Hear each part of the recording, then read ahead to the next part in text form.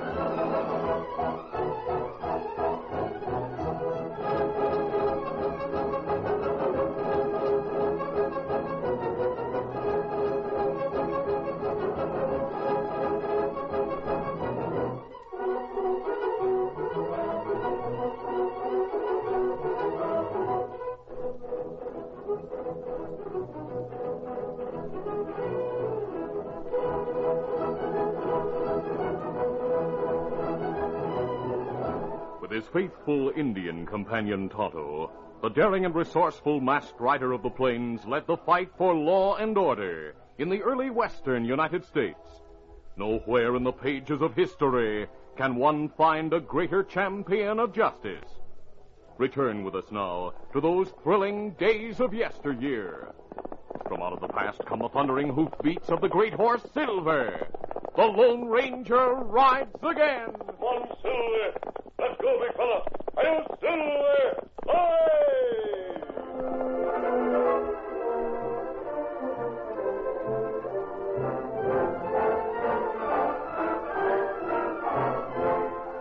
Manuel Quito was a man of medium build, wiry and clever.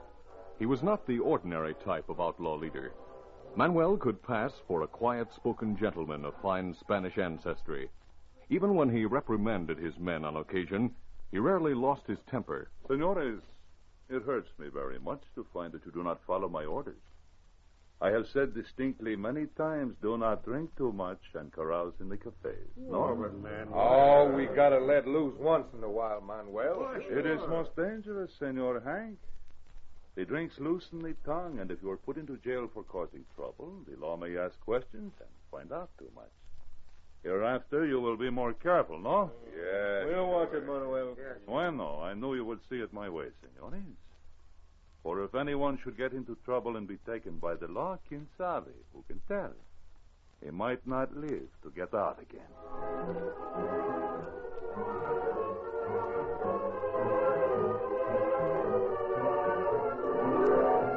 Manuel didn't ride with his gang. He owned a small hacienda near Laredo and was respected in the community.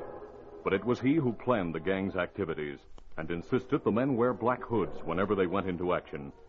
In some cases, he was on the scene when the robberies took place. For instance, when the Laredo Bank was robbed just before closing. Good afternoon, Senor Guido. Buenas tardes, senor. I wish to withdraw $1,000. Here is the withdrawal slip. Of course. How do you want it? In $100 bills, please. Right. There you are, senor. Oh, gracias. Reach, everybody, and don't move. Holy mackerel, hold up. We better do as he says, senor. Those men hold guns, and there are 6 of them. Two of you men keep everyone covered. I'll get the cash from the teller. The rest will attend to the customers in here. All right, step aside, you. Oh, see. First, I'll take that wad of bills in your hand. Here, give me them. All right, now, teller, shove out the cash and be quick. A month later, Manuel was in the cafe one evening when the gang entered. Reach, all of you. Hold it. Line up against the wall over there. Keep your hands reaching for the ceiling. Couple of you go take their guns, and we'll get their cash. All right. The cafe customers lined up, and the outlaws quickly went to work. As they were about to leave, the sheriff standing next to Manuel Quito reached for his gun. By thunder, they won't get away with this. Wait, Senor Sheriff. Let go of my arm. Oh, doggone it, Mr. Quito. I had a chance to wing that leader if you hadn't interfered. There are too many, Sheriff. He would have killed you. It was too risky. Well, let's get after him. Come on, everybody. Use your guns, men. Too dark to see him. Yeah, they got away. Well, we'll form a posse and trail them. Too bad there isn't moonlight, but we'll try anyway. Come on. All right.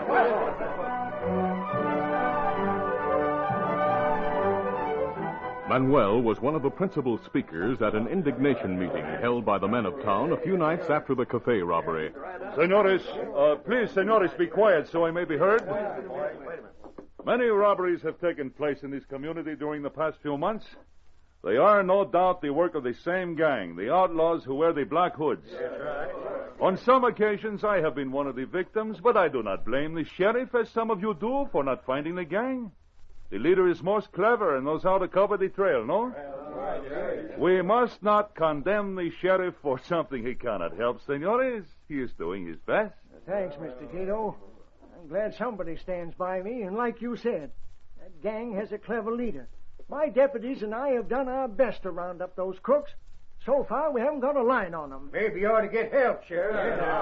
Well, I'm willing. I'll send word to the United States Marshal in San Antonio right away. And I promise you this. We'll keep after that gang until we get them, one way or another. It is good to know you are so determined, Sheriff. You are welcome to any help I can give. Thanks, Mr. Quito. If I need some of your men sometime, I'll call on you. Now, before you all leave, Jed Harris, owner of the Bar 8 Spread, has something to say. Go ahead, Jed. All right. Men, while you're all here, I want to talk about something else. My wife, Amy, thinks we ought to build a meeting house here in town. She's planning to have a big shindig at our ranch Saturday night. Plenty to eat and drink, prizes and all that. You're all invited. Now, wait a minute. Let me finish. Now, each of you is supposed to come prepared to give a donation of cash towards a new meeting house. Now, Amy says she expects to raise enough at that party to pay for the building. Hey, you all know Amy. If you don't kick in with enough, she'll hound you right to your doors. So you might as well bring enough the first time. All right. Well, I reckon that's all I have to say. So let's adjourn to the cafe. I'll set up drinks for the crowd. Come on.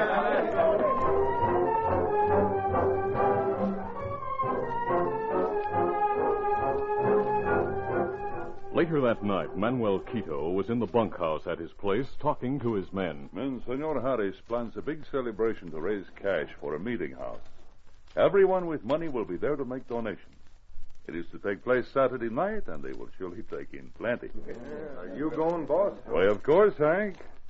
I shall be there and donate $500. Why, that's like throwing away money. No, Senor Lamb, it will not be thrown away. After the party is started, you men will appear with your hoods on and take all the cash that has been collected. I shall get back my $500 with interest, no? Good idea. Everybody will dress up. They will have many valuables with them, gold watches, rings. You would take everything. And you must not forget to take my valuables, too, Hank. They would notice if you didn't. All right, boss. We'll rob you same as everyone else. Good. I hate to deprive the town of the meeting house, but the money will come in most handy, no?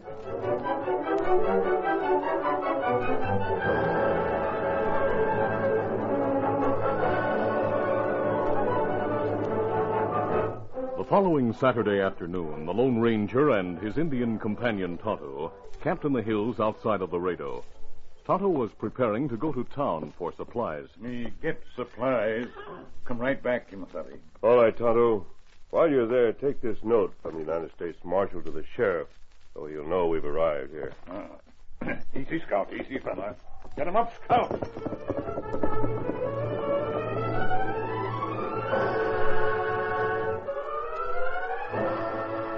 When Tonto entered the general store in Laredo, Manuel Quito was completing a purchase. Is that all, Mr. Quito? Oh, see, that's all for the moment, senor. I shall stop to pick up the packages before I leave town. Say, that sure is a fine ring you have on. Looks like a gold snake. See, it is a coiled serpent. The eyes are small diamonds, senor. I value this ring very much. Adios, senor. I will be back, son. Sure. See you later, Mr. Quito. Well, what do you want, Indian? Here, Liz. Me wait. Right. Have it ready for you in a jiffy.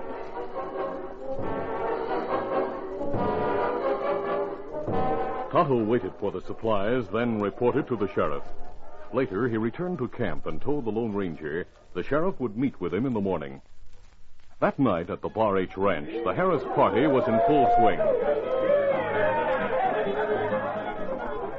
The sheriff stood with Mr. and Mrs. Harris and Manuel Quito watching the dancers.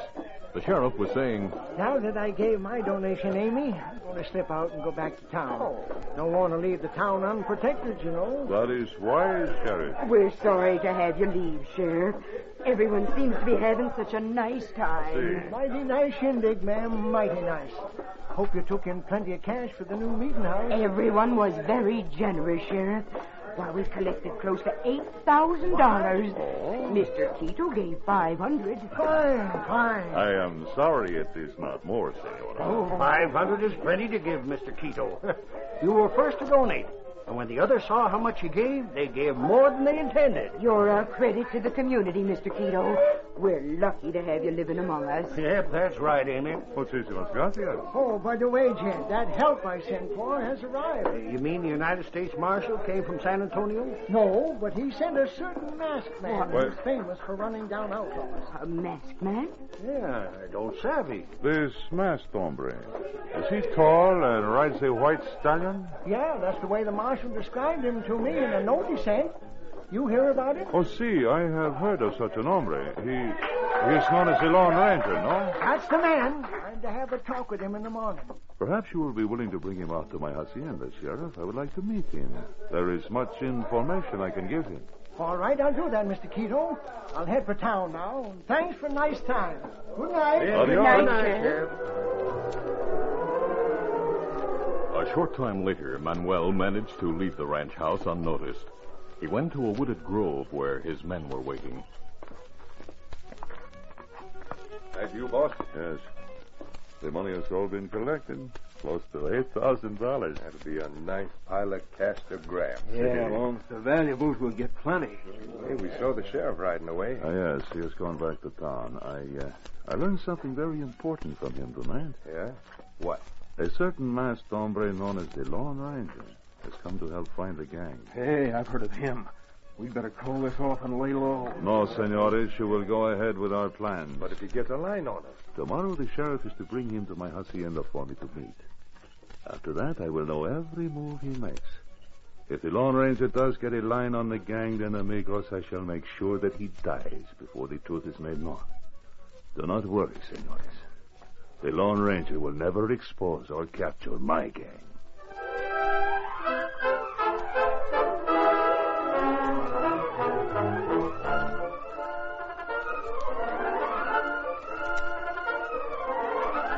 The curtain falls on the first act of our Lone Ranger adventure.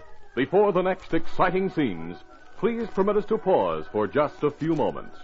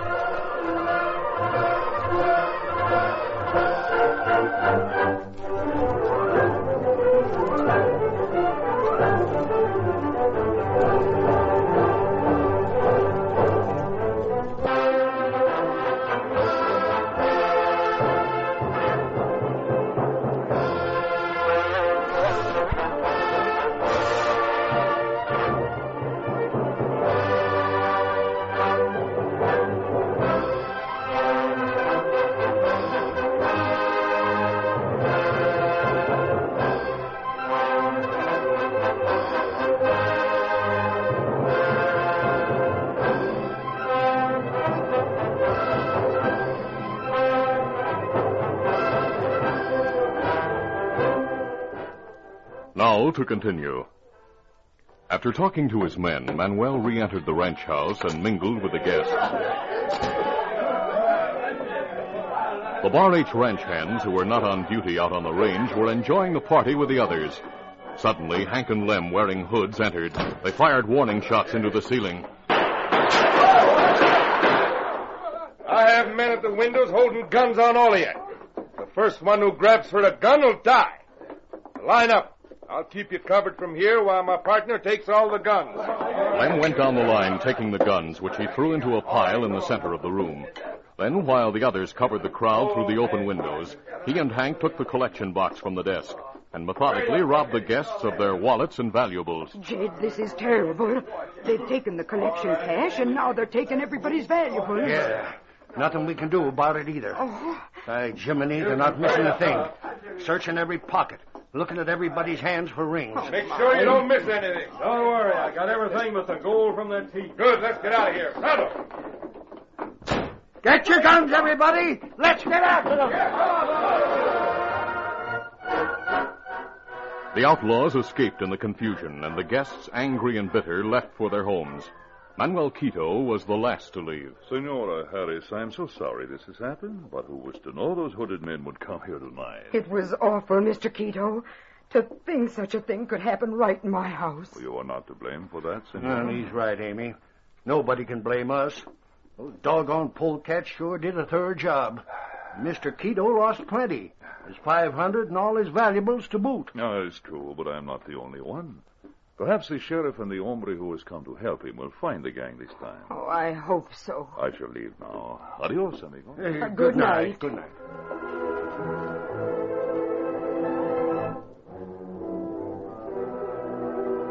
The following morning, the sheriff met the Lone Ranger at his camp and told of what had happened. Doggone it, mister. I wish I hadn't left the Bar H when I did. There wasn't much anyone could do from what you told me, Sheriff. Well, that's true. Of course, what I told you, I heard from others. So many people rode away from the Bar H after the robbery, they covered any trail the crooks left. That's unfortunate. Now, if you're willing, I'd like you to ride to Mr. Quito's hacienda with me. He was there, and he can tell you plenty. He's been a victim of that gang more than once before, too. I'd like to meet Quito.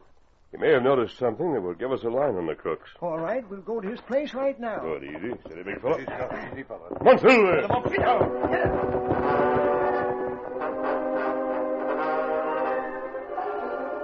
Later, the Lone Ranger and Tonto were introduced to Manuel Quito at his hacienda.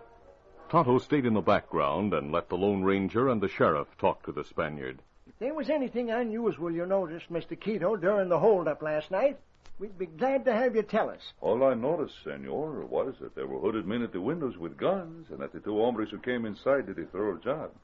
No one and nothing escaped their notice. They must have a very clever leader. I agree with you, senor. Very clever. I have faced him so many times, I feel that I should know him well. Mr. Quito sure has lost plenty to those dirty crooks. And that is why I am ready to help in any way I can, senores. If my men can be of use. We might call on them to ride with the posse if we get a line on the gang. Bueno, just let me know.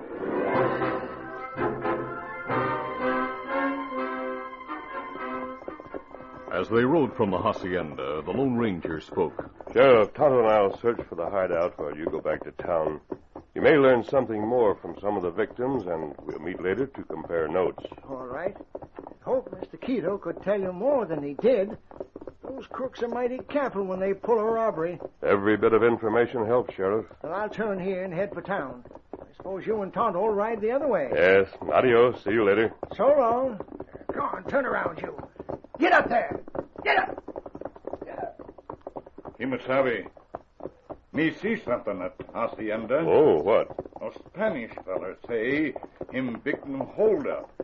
Him say crooks take everything from everybody. Yes, that's right. Me see him in store yesterday. Him wear snake ring with diamond eyes.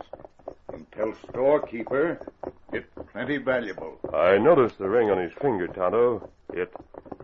If he wore it late yesterday, he must have had it on last night during the robbery. The crooks would surely notice a ring like that and take it. Yet, Senor Quito has it back this morning. Who? Scout? Fella. Tonto, Manuel Quito is well respected. Knows everything that goes on. It's possible that he... Come on, go after the sheriff. I must talk to him. Come on, Silver. Come on, Scout. The masked man and Indian caught up to the sheriff before he reached town. He pulled to a stop when he heard them coming behind him. There. Oh, fella. Change your mind, mister? Yes.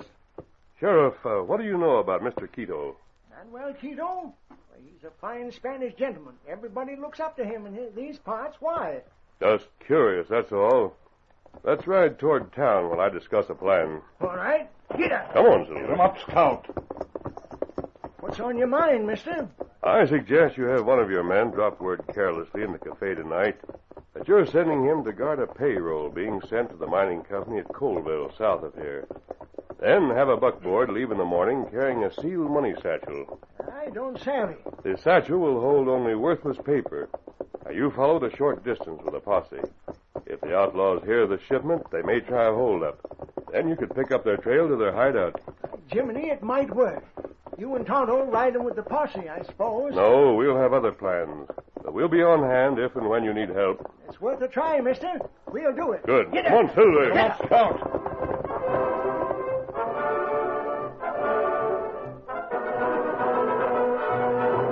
Late that night, the crook Hank returned to the Quito hacienda from town and told what he had overheard about a payroll shipment by buckboard to the mining company at Colville. The following morning, the Lone Ranger and Tonto left their camp and rode to a wooded grove near the hacienda. Meanwhile, Hank and 3 of the outlaws waited behind large boulders for the buckboard to come along. They wore the black hoods and held their guns ready for instant action. Now remember, men, ride out shooting over the head.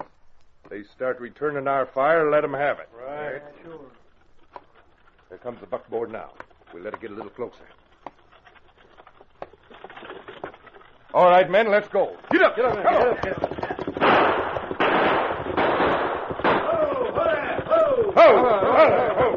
All right. Yeah, it's dead to rights. We got our hands up. Yeah, we aren't hankering for a bullet. Throw out that black satchel and turn around and head back to town. Right. There it is. Get around here. Get around here. Get up. Steady, boy. Man alive, they sure were scared. Yeah, this is easy. We better get going. Yeah, I'll carry the satchel. Now remember, men, cover your tracks, each one of you. We're separating here.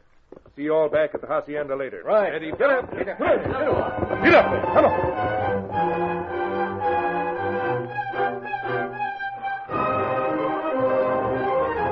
Later, near the Quito hacienda, the Lone Ranger and Tonto watched as first one, then another and another of the crooks returned to the hacienda, and dismounting, went inside. The Lone Ranger spoke in a low voice. Tonto, there were 3 horses at the corral when we arrived here. One of them must be Quito's. I've counted 4 men who arrived.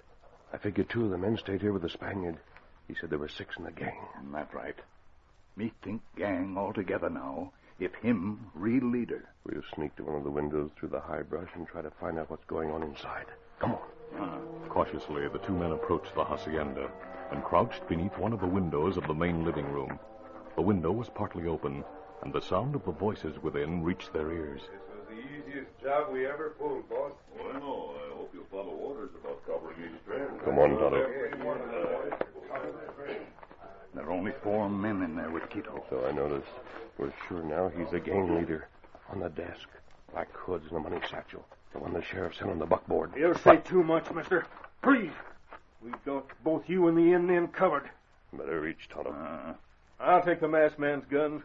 Herb, you get the redskin. Yeah. The Lone Ranger and Tonto, with their backs to the 2 outlaws, exchanged quick glances.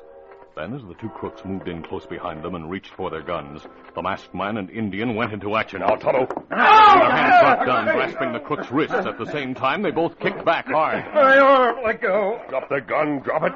He got guns. Well, Hank. Keep quiet, you. And this keep other fella quiet. Ow!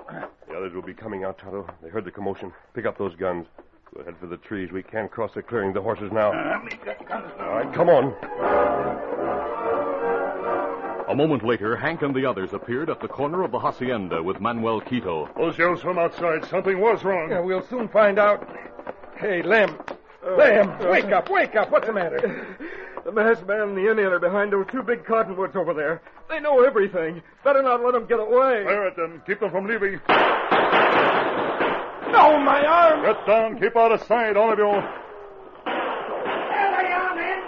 The sheriff and the posse. We'll fight our way into the hacienda. Come on. For a few moments, the outlaws fought back. Then, realizing they were trapped between the masked man and Indians' gunfire and that of the posse, they dropped their guns. But not before two more were wounded.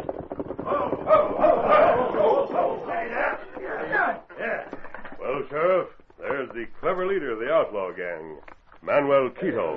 Man alive, I wouldn't have believed it if the trail of one of the crooks didn't lead us here and we saw what was going on. Sheriff, there is some mistake. Why were you shooting at us? Sheriff, the money satchel containing the worthless paper you put into it is inside on Quito's desk. I'm sure a search will reveal much of the loot he and his men have taken in other robberies. Can't figure out how you got onto him, mister. The ring he's wearing, Sheriff. Tonto saw that ring on his finger at the store before the robbery at the Bar H.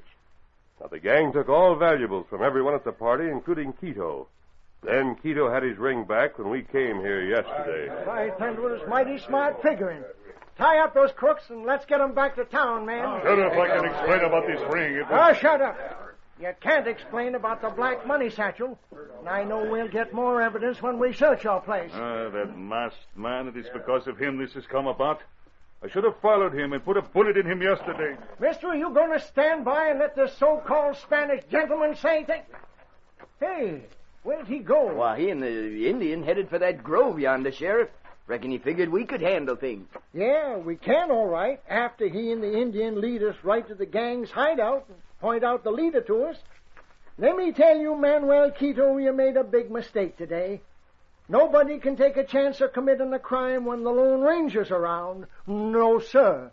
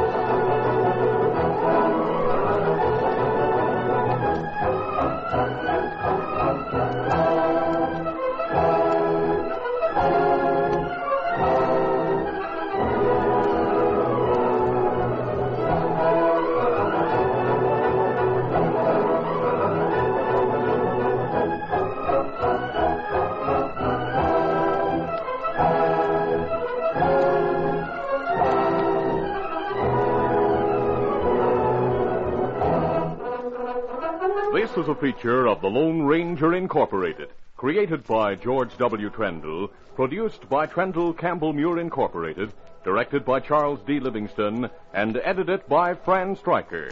The part of the Lone Ranger is played by Brace Beamer.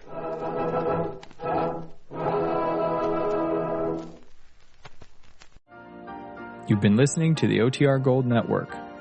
Find more classic radio at otrgold.com.